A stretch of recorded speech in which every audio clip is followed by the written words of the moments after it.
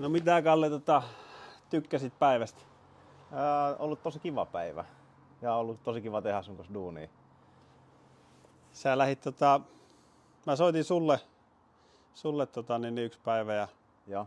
heitin sulle tommosen referenssitarjouksen ja tuumasitkin siihen alkuun, että mä oon halpa. Mä sanoinkin, että käytä hyväksi sitä nyt, kun se uudella yrittäjällä on edullinen, että nämä on hyviä referenssejä itsellekin. Niin mistä sä siihen päädyit? Sulla oli muitakin kuvioita menossa. Niin...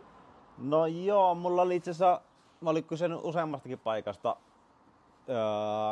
että lähdetään tekemään somea sisältöä.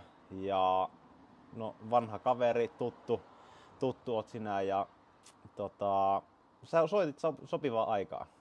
Ja niin kuin itsellekin uusi juttu, tää somejuttu. Ja toiset oli aika paljon kalliimpia.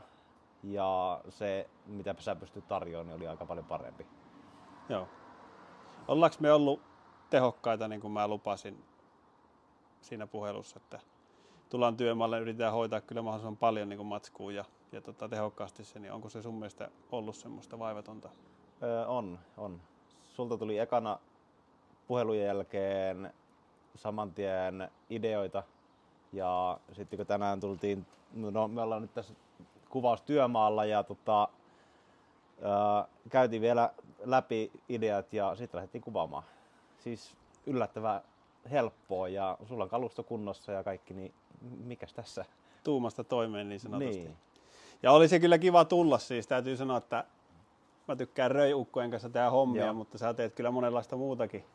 Oot kova urheilemaan mutta sitten ulosanti, mitä mä oon aina seurannut sua ja sitten noissa sun somehommissakin, niin se on hyvää. Se on helppo kuvata ja vaikka tosin meillä oli semmoinen haaste, että lähdetään kuvaamaan paljon lyhkäisiä pätkiä. Kyllä. Ja kyllä se ekana tuli se fiilis, kun pidempään on helpompi ehkä kirjoittaa niin kuin valmiiksi, niin yllätti, miten helposti me saatiin aika monta pätkää. Olisiko puoli tuntia ja 4 hoidettu puoli tuntia ja 4 videoa. Siihen aika nopeasti sitä pystyy, kun on hyvät pohjat tehty sinne alle. Kyllä. Joo, täällä pidetään sadetta. Kyllä. Eikä se tällä. Joo, kiitos päivä.